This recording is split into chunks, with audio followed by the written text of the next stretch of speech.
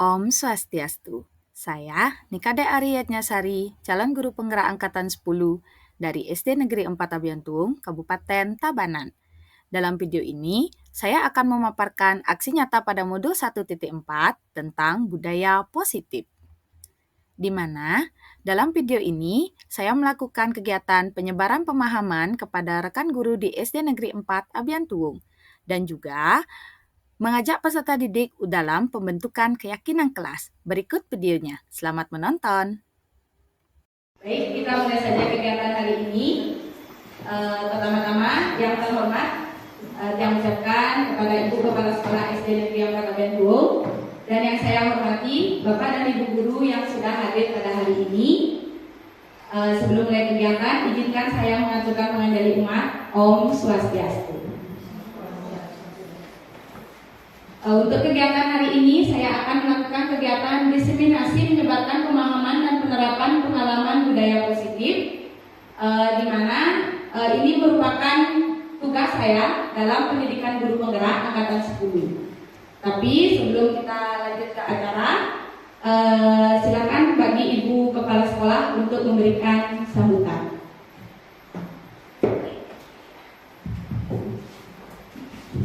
Ya, terima kasih. Untuk awal mulai sambutan saya mulai dengan Om Swastiastu. Ya, semoga apa yang kita laksanakan hari ini bisa bermanfaat untuk kita semua. Yang saya hormati Bapak Ibu Guru yang bersedia hadir untuk menghadiri diseminasi yang dilakukan oleh guru kami untuk pendidikan guru penggerak. Jadi saya tidak banyak menyampaikan kata-kata. Terima kasih atas kehadirannya. Mudah-mudahan apa yang disampaikan oleh guru kami dalam mengisi tugas pendidikan guru penggerak bisa juga bermanfaat bagi Bapak dan Ibu guru sekalian. Tidak lupa saya juga menyampaikan untuk dukungan untuk Bapak Ibu guru yang ingin mengikuti jejak guru kami menjadi calon guru penggerak, bukan untuk nanti biar jadi kepala sekolah, bukan. Yang penting itu adalah untuk menambah wawasan dan pengalaman dalam proses pembelajaran. Jadi untuk meningkatkan bagaimana cara kita meningkatkan proses pembelajaran di sekolah. Untuk itu saya persilahkan untuk Bu Arinya untuk menyampaikan diseminasinya yang sebagai tugas dari guru penggerak.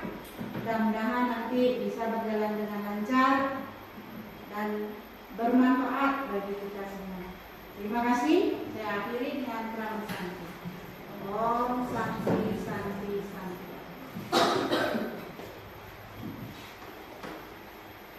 Baik, terima kasih yang ucapkan kepada Ibu Kepala Sekolah. Nah, jangan tegang ya. Ini hanya sosialisasi saja. Sekarang biar tidak tegang, kita speaking sebentar.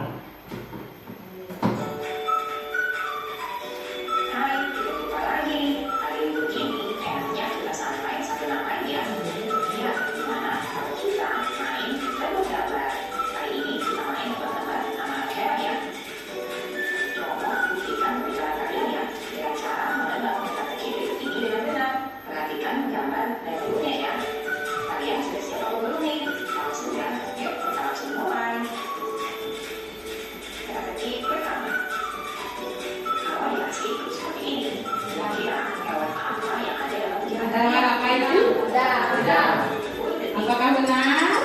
Kita lihat dulu ya.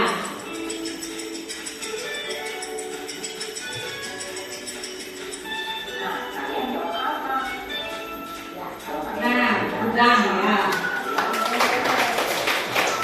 Lanjut, pertanyaan kedua. Ada es dan api. Apa namanya? Ya, sapi. Lihat dulu.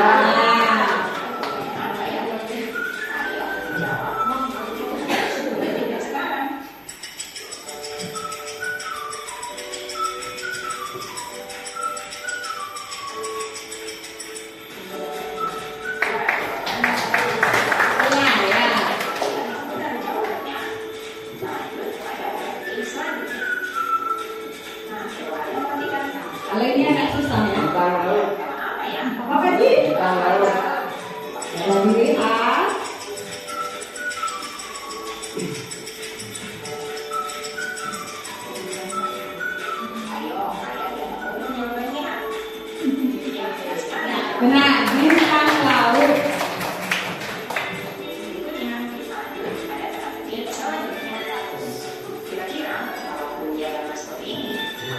Ayo, selain Panji, ada yang bisa menjawab? Maca.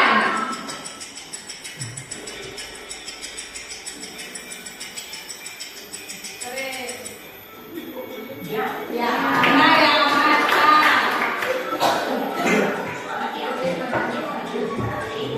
Relax ya, udah relax ya. Ya, tidak tegang. Ini ada gambar kaki dari ya, kaki 1000 sangat mudah untuk dibayang.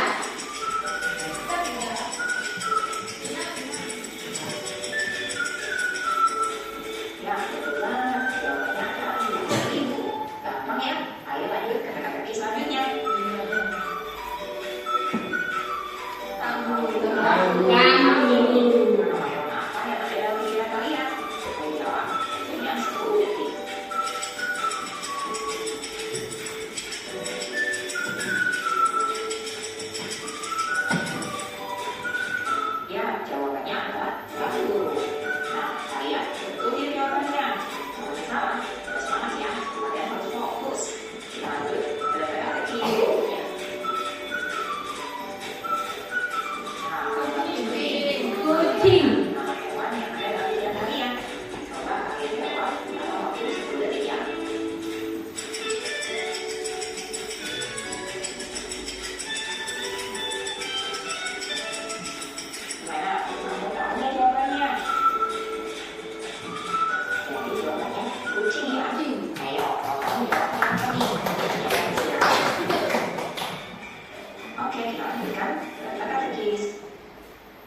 Kita langsung ke konsep inti budaya positif. Ya, ada 8 konsep inti budaya positif. Yang pertama itu perubahan paradigma belajar. Yang kedua disiplin positif.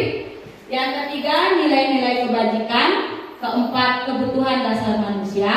5 motivasi perilaku manusia. 6 posisi kontrol guru. 7 keyakinan kelas. Dan yang terakhir segitiga restitusi. Yang pertama itu pembelajaran dengan paradigma baru. Pembelajaran dengan paradigma baru merupakan pembelajaran yang dirancang berdasarkan prinsip pembelajaran yang berdiferensiasi, sehingga peserta didik belajar sesuai dengan kebutuhannya berdasarkan tahap perkembangan sesuai teori psikologi modern untuk mewujudkan profil pelajar Pancasila. Di sini ada 6 dimensi profil pelajar Pancasila yang terdiri dari beriman, bertakwa kepada Tuhan Yang Maha Esa dan berakhlak mulia.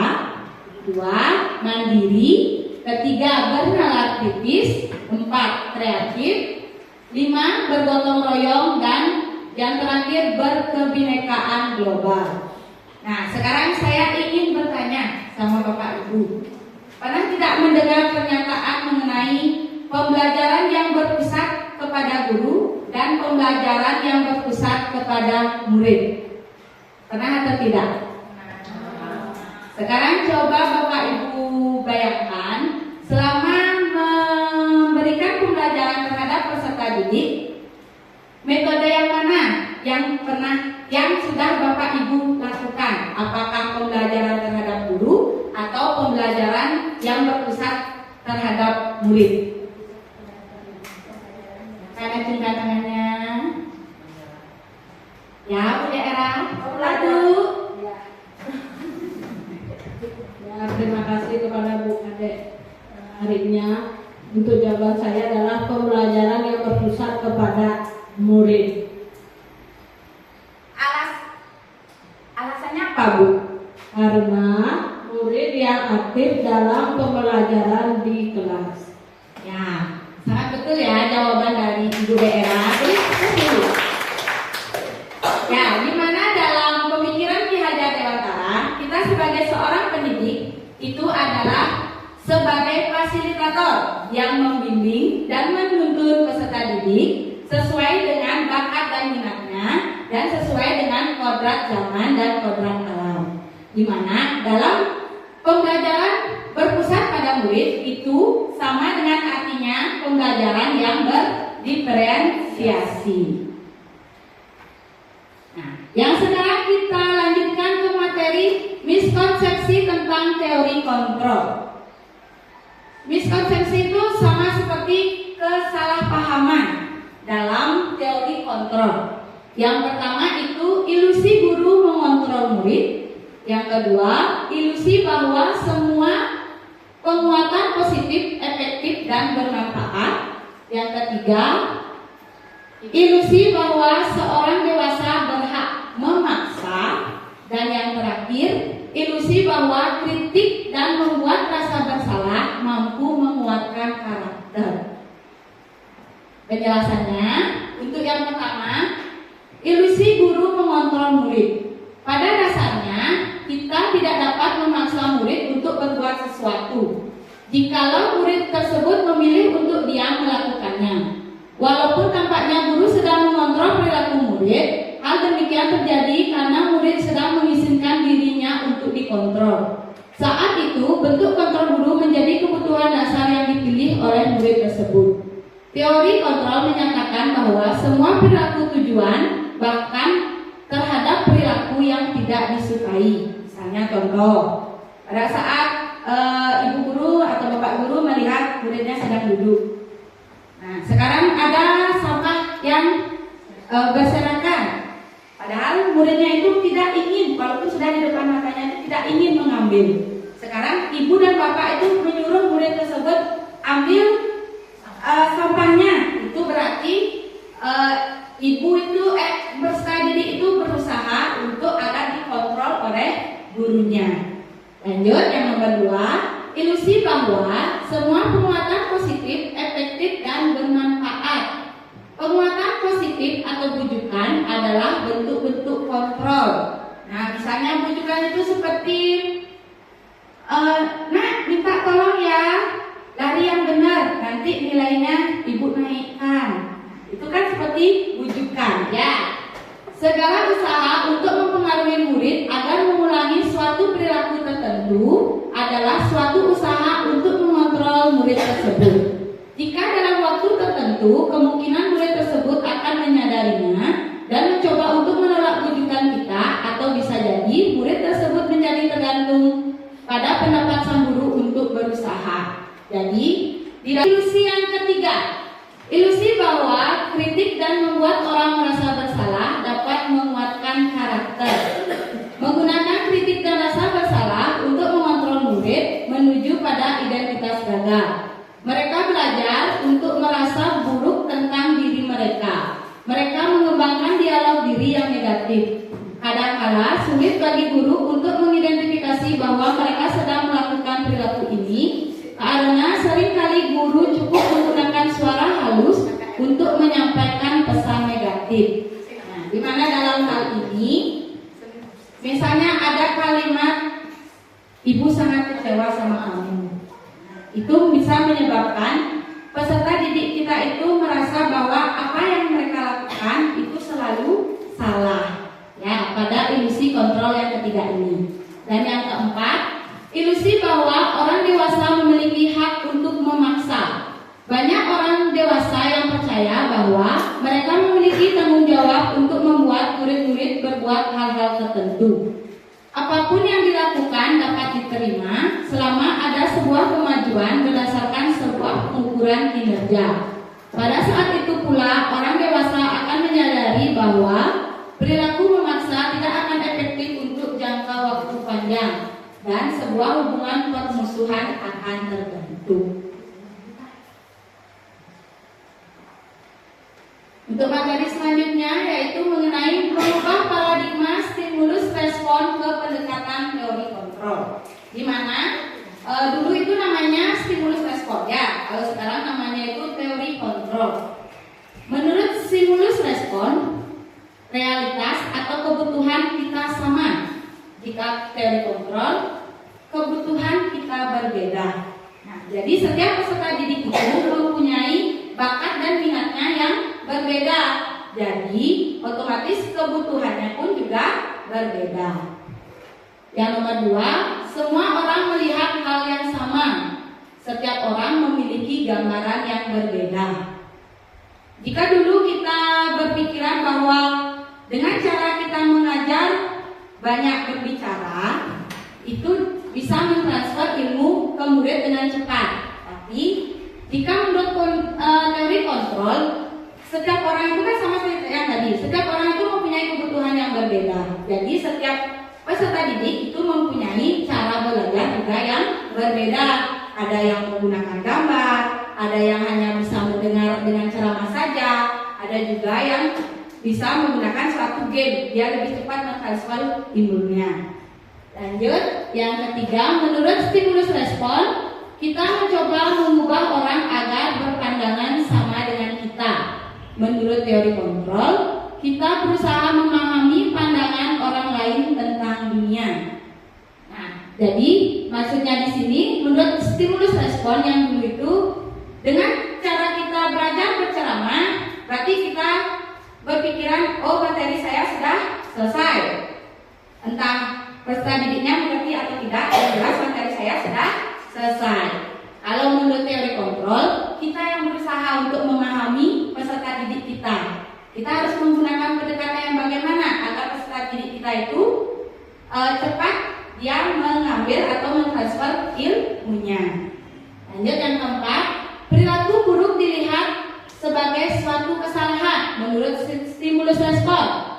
Jika menurut teori kontrol, semua perilaku memiliki tujuan. Nah, kalau menurut stimulus respon itu, setiap pandangan orang itu, misalnya contoh, ibarat kata baru orang jongkok dikira B, AB, padahal kencing. Ya, seperti itu. Sekarang kalau menurut teori kontrol, segala macam perilaku itu memiliki tujuan, entah baik ataupun buruk, tergantung dari cara kita memandang perilaku tersebut. Lanjut, orang lain bisa mengontrol saya, hanya Anda yang bisa mengontrol diri Anda. Nah, jika dalam suatu motivasi menurut stimulus respon, orang lain bisa mengontrol saya, itu termasuk dalam motivasi eksternal atau ekstrinsik. Sementara menurut teori kontrol, hanya Anda yang bisa mengontrol diri itu merupakan sudah motivasi internal atau implisit yang sudah ada di dalam diri peserta didik. Lanjut yang selanjutnya, pemaksaan. Saya bisa mengontrol orang lain, Anda tidak bisa mengontrol saya. Jika menurut stimulus respon, itu guru bisa mengontrol peserta didik. Itu sama seperti yang orang lain bisa mengontrol saya, berarti itu masih dalam masuk motivasi eksternal. Jika Anda tidak bisa mengontrol orang lain, berarti peserta didik sudah mempunyai motivasi intrinsik atau internal yang membuat dia itu melakukan hal sesuai dengan keinginannya. Lanjut, pemaksaan ada pada saat bujukan gagal. Menurut teori kontrol, kolaborasi dan konsensus menciptakan pilihan-pilihan baru. Jika menurut stimulus respon, dengan cara bujukan dan pemaksaan, peserta didik tersebut dapat melakukan hal yang kita inginkan, melainkan menurut teori kontrol, dengan melakukan kerjasama, kita dapat menemukan pilihan-pilihan lain selain dengan cara bujukan atau pemberian reward bagi peserta didik. Yang terakhir, model berpikir menang kalah menurut stimulus respon, sedangkan menurut teori kontrol, model berpikir menang-menang. Jika menurut stimulus respon itu menang kalah, jika dan teori kontrol itu win-win solution. Jadi memberikan pendapat itu agar kedua belah pihak merasakan menang jadinya. Ya. Selanjutnya materi tentang disiplin positif. Disiplin berasal dari kata discipline yang artinya belajar. Disiplin mengacu pada disiplin diri yang memiliki tanggung jawab terhadap apa yang dilakukannya berdasarkan nilai-nilai yang diyakini. Disiplin positif merupakan cara penerapan disiplin yang bertujuan untuk menumbuhkan kesadaran serta memberdayakan peserta didik tanpa imbalan, penghargaan atau reward, ancaman atau hukuman. Nah, disinilah tugas kita sebagai seorang pendidik itu menciptakan peserta didik yang memiliki disiplin diri, sehingga mereka berperilaku mengacu kepada nilai-nilai kebajikan universal dan memiliki motivasi intrinsik dalam perubahan perilaku ke arah yang lebih baik. Nilai-nilai kebajikan merupakan nilai yang disepakati bersama, terlepas dari suku bangsa, agama, bahasa, maupun latar belakangnya. Contoh nilai kebajikan institusi atau organisasi. Berdasarkan pelajaran Pancasila, beriman, bertakwa pada Tuhan Yang Maha Esa dan berhala mulia, kebinekaan global, gotong royong, mandiri, kreatif, dan bernalar kritis. Itu merupakan nilai kebajikan dari profil pelajar Pancasila.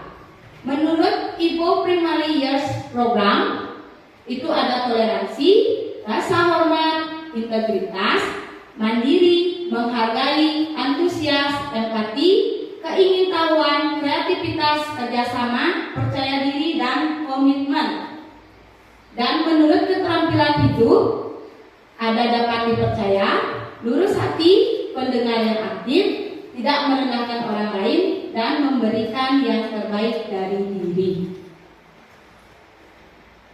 Kita lanjut ke kebutuhan dasar manusia. Kebutuhan dasar manusia adalah segala sesuatu yang kita lakukan untuk mendapatkan apa yang kita inginkan. Seluruh tindakan yang kita lakukan memiliki tujuan tertentu, dan semua usaha terbaik yang kita lakukan adalah dalam rangka agar kebutuhan dasar kita terpenuhi dengan baik. Ada yang tahu di sini kebutuhan dasar manusia? Apa kebutuhan kita sebagai manusia? Makan, lagi minum, itu termasuk kebutuhan pokok ya. Ada lagi apa lagi? Rumah itu termasuk kebutuhan pokok juga. Ada yang lain pendapatnya?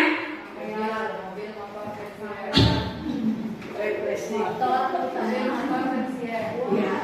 Baik, kita lanjut. Nah, di sini ada 5 kebutuhan dasar manusia ya. Yang pertama itu ada bertahan hidup, kasih sayang dan rasa diterima, penguasaan, kebebasan dan kesenangan. Di sinilah kita mempelajari tentang yang mana setiap ada kasus apakah peserta didik kita itu dari 5 kebutuhan dasar manusia ini apakah ada yang kurang, seperti itu ya. Untuk bertahan hidup itu ada kebutuhan tentang makanan, pakaian, tempat tinggal, keamanan dan kesehatan. Untuk kasih sayang dan rasa diterima itu rasa diterima, dipedulikan, berbagi, kerjasama, menjadi bagian dalam kelompok. Kan ada misalnya seperti itu kan. Misalnya dia kurang kasih sayang di rumah, dia lampiaskan ke sekolah dengan cara menjadi temannya. Jadi dia itu ingin diperhatikan sebenarnya. Lanjut, penguasaan itu meliputi harga diri, keinginan untuk dianggap, memimpin, berprestasi, diakui dan didengar. Jadi peserta didik itu ingin didengarlah sekali-sekali oleh gurunya. Lanjut, kebebasan.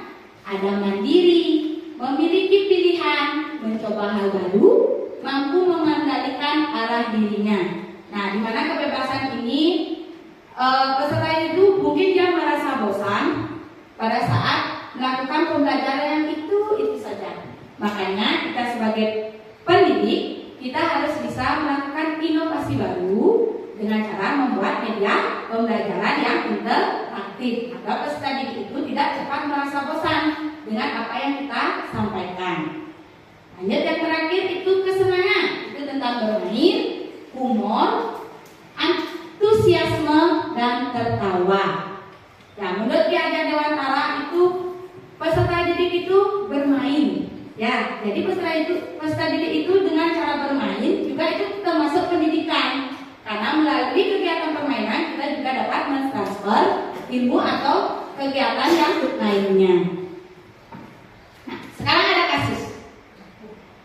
Ibu Ani, guru kelas 5 di SD Tirta Hati, sedang bingung menghadapi ulah salah satu murid di kelasnya yang bernama Agus. Itu Pak Agusnya nggak ada ya. Beberapa anak telah datang dan mengeluhkan Agus yang seringkali meminta bekal makan siang mereka dengan dipaksa. Jika Anda menghadapi situasi seperti Ibu Ani, apa yang akan Anda lakukan? Dan menurut Anda, kira-kira apa alasan Agus melakukan hal seperti itu? Coba kita pikirkan bersama. Ada Ibu Ani, dia mempunyai murid bernama si Agus, suka memaksa temannya dan mengambil bekal temannya. Jika ibu bapak guru di posisi Ibu Ani, apa yang akan bapak dan ibu guru lakukan?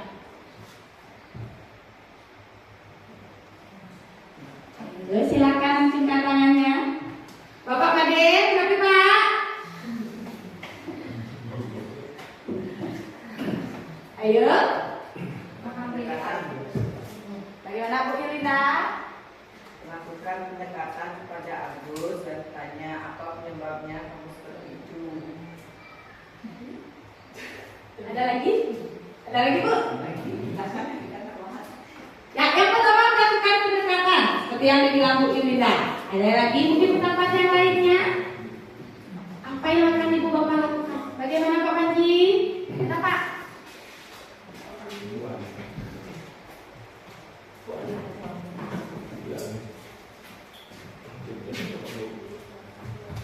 Oke, sebelumnya saya mengucapkan terima kasih kepada Bu Ari sudah memberikan waktu izin menanggapi dari kasus Ibu Ani yang di depan ya.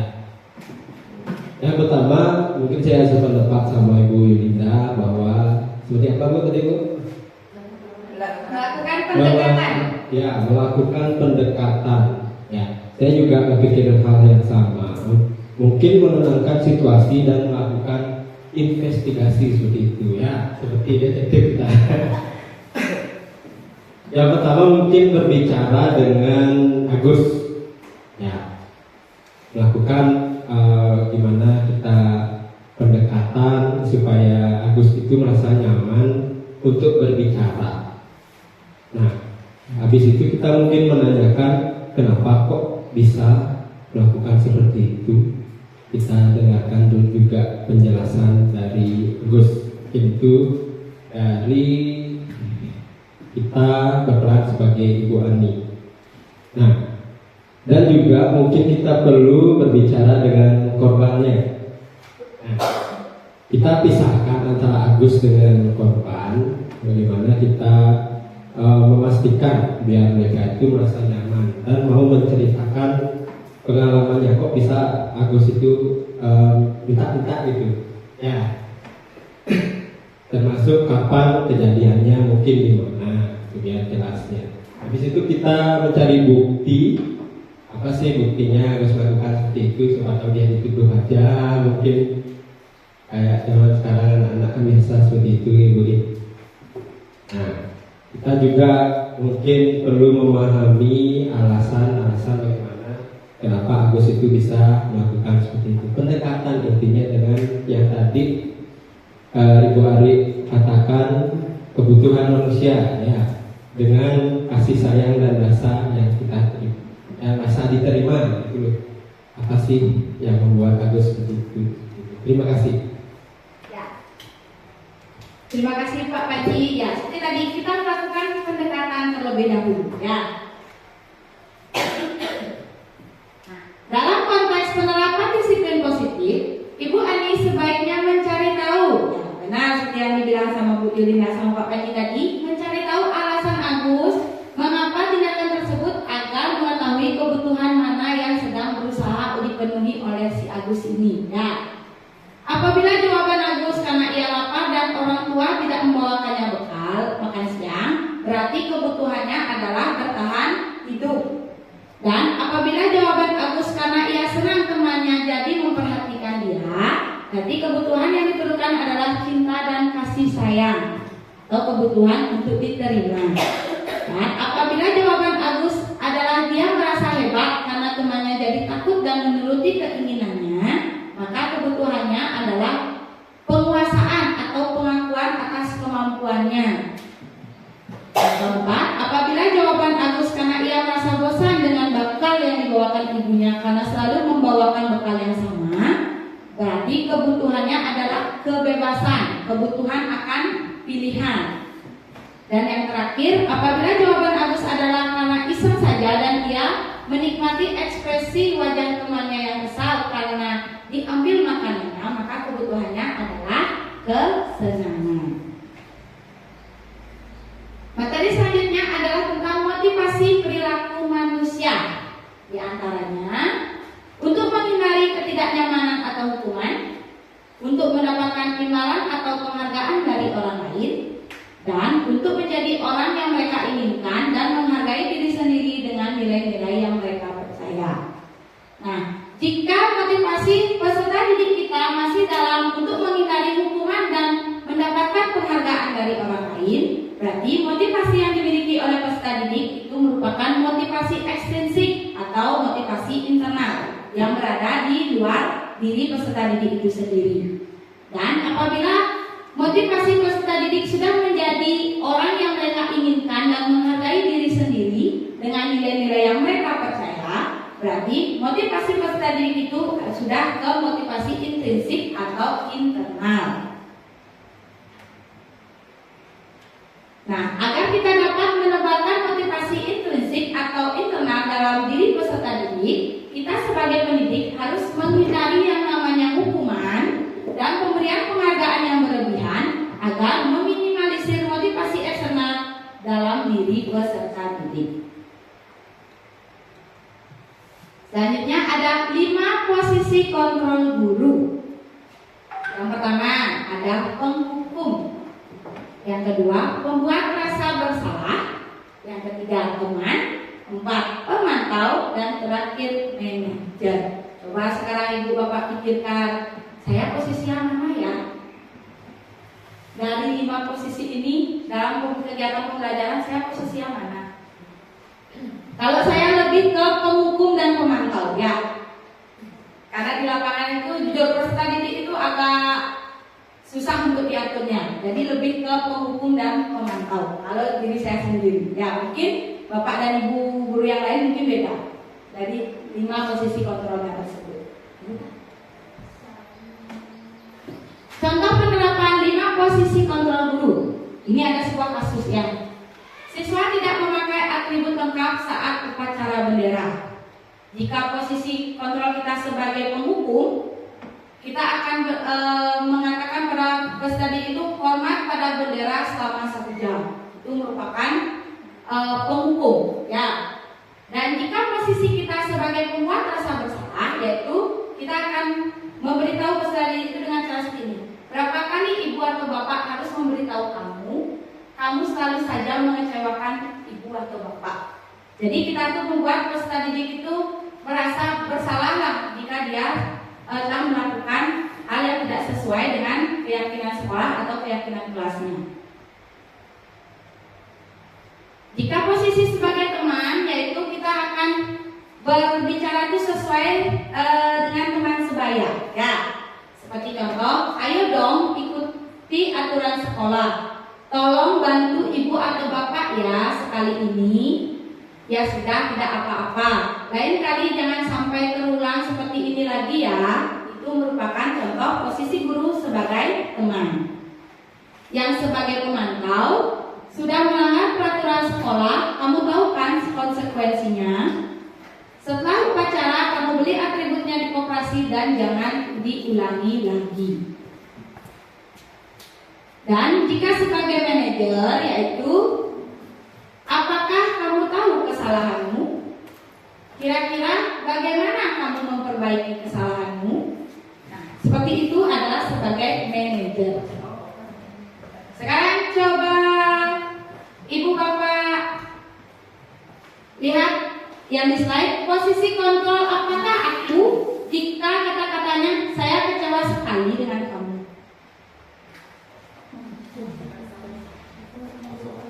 Benar? Ya, rasa bersalah, pembuat rasa bersalah. Ya, lanjut.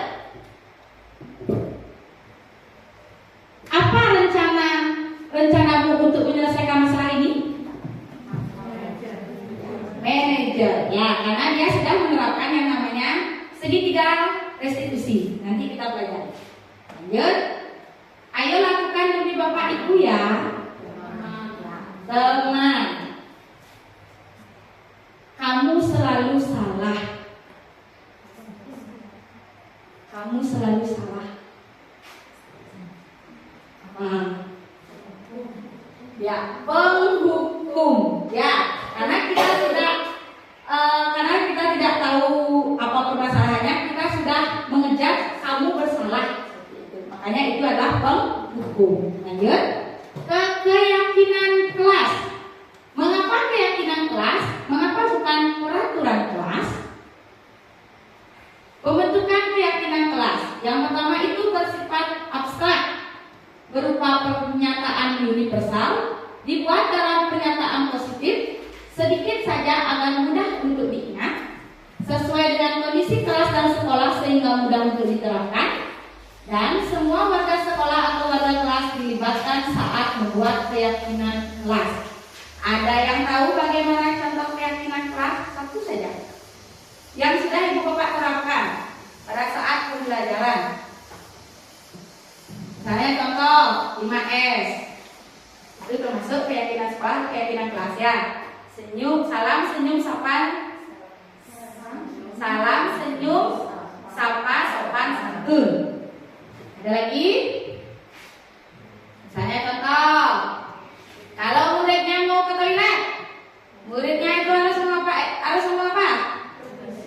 Ya, selalu mengucapkan kata permisi jika ingin keluar ruangan. Jika muridnya ingin mengajukan pertanyaan, ya selalu mengangkat tangan jika ingin bertanya. Jika dalam pelaksanaan piket kelas,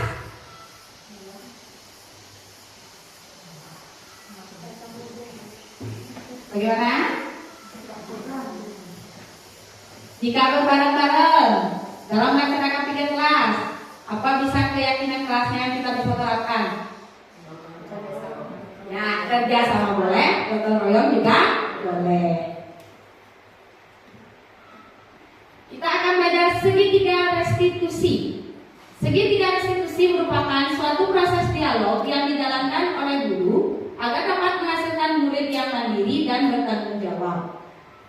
Ada 3 tahapan dalam segitiga restitusi. Yang pertama, menstabilkan identitas. Yang kedua, validasi tindakan yang salah. Dan yang ketiga, menanyakan keyakinan. Untuk yang pertama, menstabilkan identitas. Berdasarkan prinsip membuat kesalahan adalah bagian dari proses pembelajaran. Kalimat yang bisa kita gunakan adalah berbuat salah itu wajar. Tidak ada manusia yang sempurna. Ibu atau bapak juga pernah melakukan hal tersebut, dan kamu berhak merasa begitu. Yang kedua, validasi tindakan yang salah. Berdasarkan prinsip setiap perilaku berupaya memenuhi suatu kebutuhan tertentu. Kalimat yang bisa diucapkan, kamu pasti punya alasan mengapa melakukan hal itu. Padahal kamu bisa melakukannya lebih buruk dari ini ya. Dan kamu melakukannya karena mempertahankan sesuatu yang penting bagimu. Dan yang terakhir itu menanyakan keyakinan. Berdasarkan prinsip teori kontrol bahwa pada dasarnya kita termotivasi intrinsik. Kalimat yang bisa kita gunakan adalah apa keyakinan kelas kita, nilai-nilai apa saja yang telah kita sepakati bersama, dan kamu ingin menjadi orang yang seperti apa. Nah, ini merupakan contoh penerapan segitiga restitusi yang pernah saya lakukan di sekolah. Nih.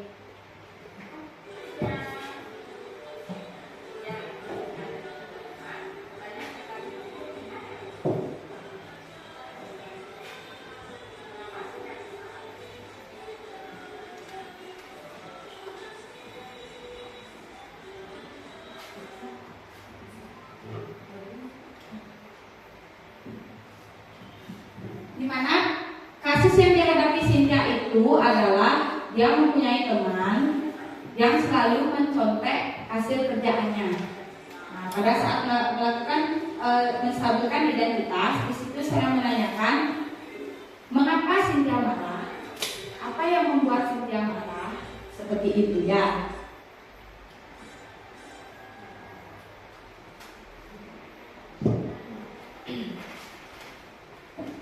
Dan pada validasi tindakan yang salah, itu saya mengatakan apa yang kamu lakukan terhadap Melisa, seperti itu.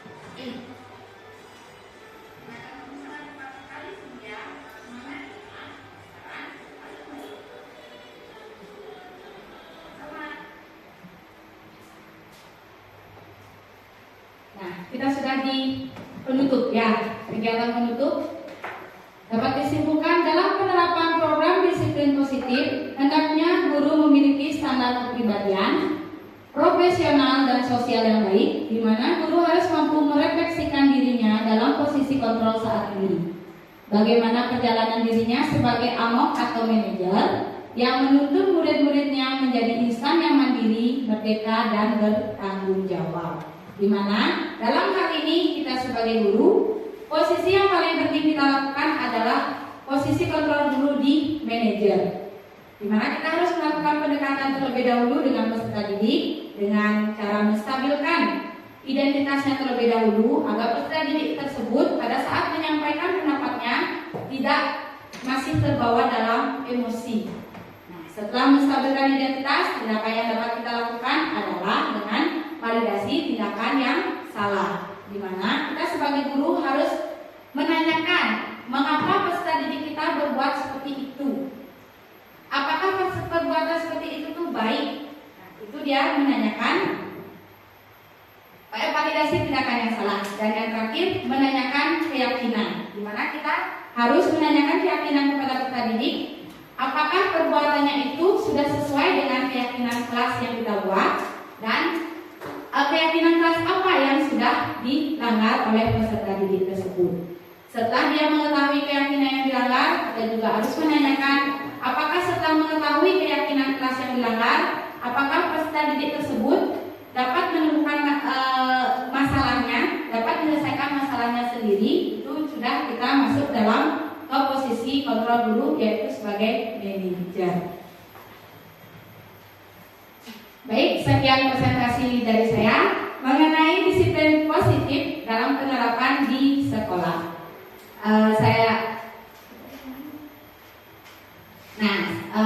Berarti ucapan terima kasih sudah muncul. Berarti sudah selesai juga presentasi saya hari ini. Saya ucapkan terima kasih bagi Bapak dan Ibu guru yang sudah berkenan hadir, dan saya tutup dengan para Santi. Om Santi Santi Santi.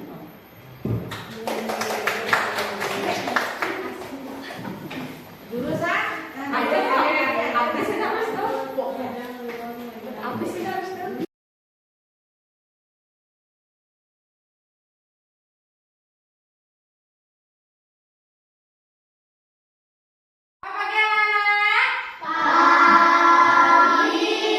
Ibu.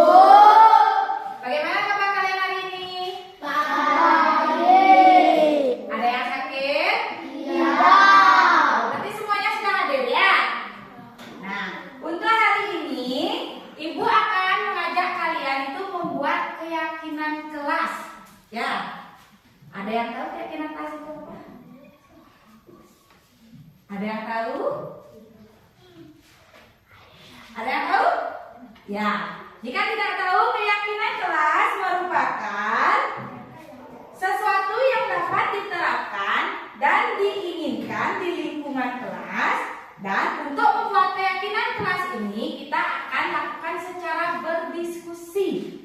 Ya, contoh dari keyakinan kelas itu yang pertama ada mendengarkan guru saat menjelaskan. Ya, yang kedua itu ada yang namanya datang tepat waktu. Nah, anak-anak sudah tahu kan keyakinan kelas itu jadinya apa? Berarti apa yang anak-anak inginkan atau apa yang anak-anak ingin terapkan di dalam kelas ini, khususnya di kelas 3, ya, di SD Negeri 4 Abiantuung. Nah, untuk hari ini, untuk memulai diskusi, ini kan ada namanya kertas post-it. Nanti ibu akan bagikan ke anak-anak semua, dan anak-anak itu menulis di sini. Apa sih keyakinan yang saya ingin terapkan di kelas saya ini? Seperti yang ibu contohkan tadi, yang contohnya itu datang tepat waktu. Sudah, mengangkat tangan jika ingin berbicara. Kalian boleh menulis kayak seperti itu. Ya, sekarang ibu bagikan. Nanti setelah ibu bagikan dan kalian sudah mengisi, nanti ditempelkan di sini. Ya, nanti setelah ditempelkan di sini, baru nanti kita diskusikan atau kita renungkan bersama. Apakah keyakinan kelas ini cocok untuk kelas kita atau tidak? Nanti barulah menjadi sebuah satu keyakinan kelas untuk kita taati bersama. Sudah siap anak-anak? Sudah. Nah, jika sudah siap, ibu bagikan ya.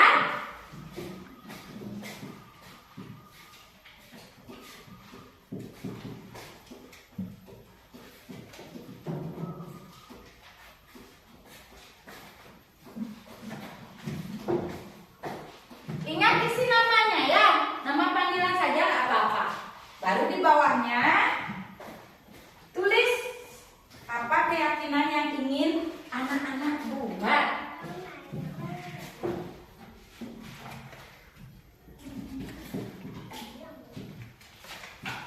Ya. Isi nama anak-anak terlebih dahulu. Setelah itu isi di bawahnya keyakinan apa yang ingin anak-anak buat, yang anak-anak itu bisa terapkan bersama. Silahkan dibuat. Ya. Boleh lebih dari satu. Tergantung anak-anak ya. Kalau mau satu boleh. Nanti kan kita diskusikan secara bersama-sama. Mungkin ada penambahan nanti. Gininya kalimatnya.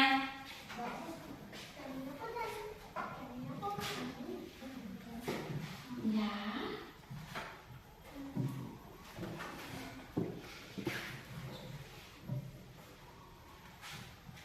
Bagi yang sudah silakan ditambahkan di sini ya.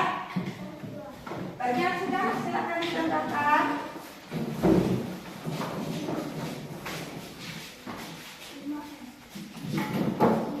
Di sini nak, dan di sini. Ya, tambahkan di sini.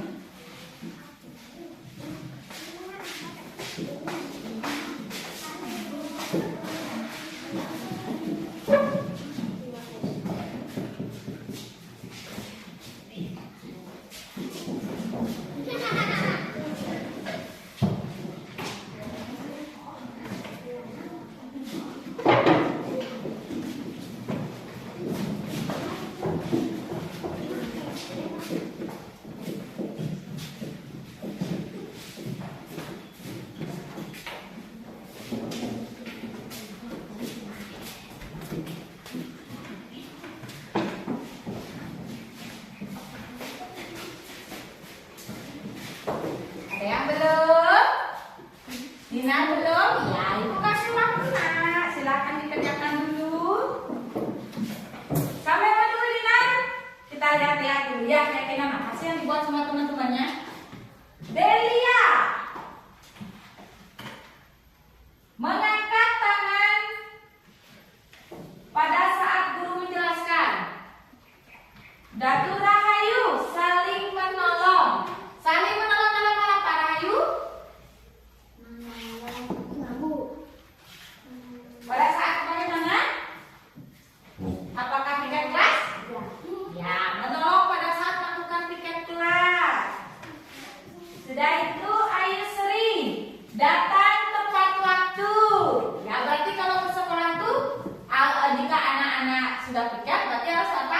lebih dulu ya, biar dapat melaksanakan kegiatan piket. Ya, sama seperti Rahayu, berarti kalian tuh bisa menolong temennya yang piket jadinya ya. Lanjut, Kirena sama seperti menolong juga ya, saling menolong. Aditya menerapkan 5S. Ya, itu sangat penting ya. Salam dulu, sapa, senyum, sopan, dan santun. Lanjut, Gopina sama datang tepat waktu. Oman datang tepat waktu. Citra mengangkat tangan sebelum berbicara.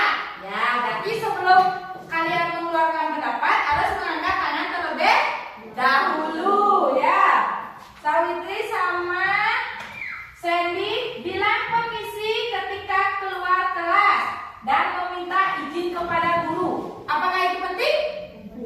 Ya, jadi kalau kalian ingin keluar kelas, berarti harus mengucapkan permisi. Lanjut, Dina menolong teman piket, membantu menyapu di kantor. Wah, berarti Dina ini jiwa penolong ya. Berarti dia tuh jiwa penolongnya itu sangat besar ya. Lanjut, Alvin bilang permisi jika keluar kelas. Angga menerapkan 5S, Windu mengangkat tangan sebelum berbicara. Nah, itu pendapat teman-teman dari kalian. Ibu rangkum ya. Ada 5S, ada mengangkat tangan sebelum berbicara, ada bilang permisi jika ingin keluar kelas, ada apa lagi tadi ya? Saling menolong. Sudah itu ada datang tepat waktu. Ya. Oh, mendengarkan guru saat berbicara. Nah, sekarang coba anak-anak simpulkan yang mana paling penting dari 6 itu. Apa saja? Apakah penerapan 5S itu penting? Berarti setuju ya untuk keyakinan kelasnya yang pertama itu 5S.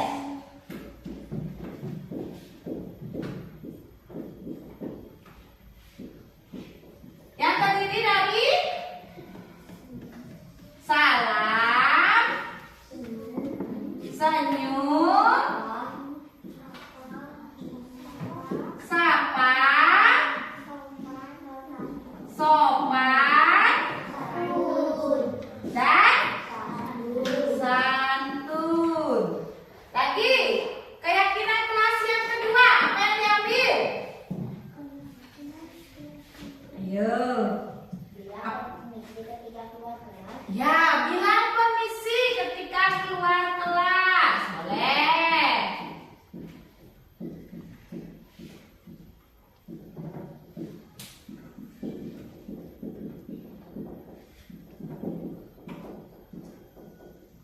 Ada lagi?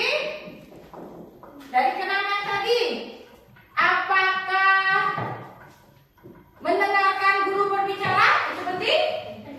Ya, berarti mendengarkan. Ibu sempurnakan sedikit ya. Mendengarkan guru ketika berbicara. Ye.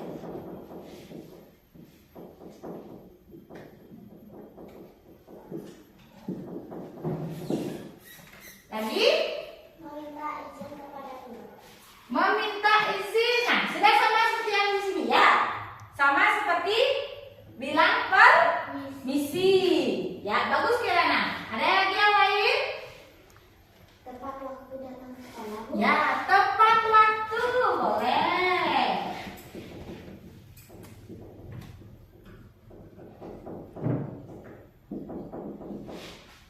Mau ditambahkan lagi? Apa? Ya, saling menolong.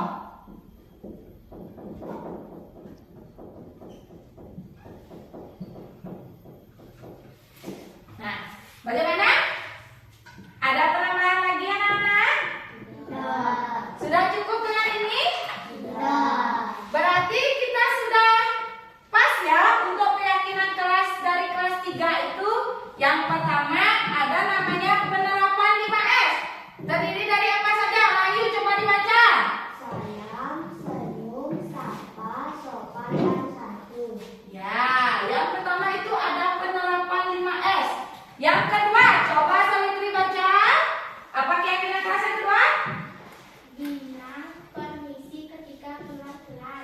bilang permisi ketika keluar kelas. Yang ketiga, siapa mau membaca?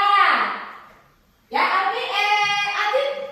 Mendengarkan guru ketika berbicara. Nah, mendengarkan baik itu ibu wali kelas, baik itu ibu atau bapak guru mapel. Jika sudah yang namanya menjelaskan, kalian harus mendengarkan. Ya, bagus. Lanjut yang keempat. Coba Angga baca.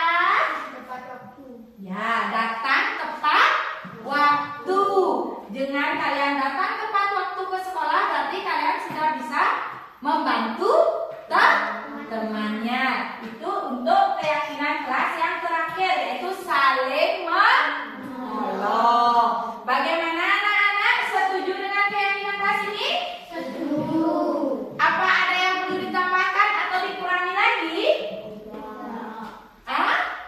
Ada yang perlu ditambahkan? Ya, berarti jika tidak ada yang perlu ditambahkan atau dikurangi, berarti inilah yang namanya keyakinan kelas di kelas 3. Berarti anak-anak harus menaati keyakinan kelas ini.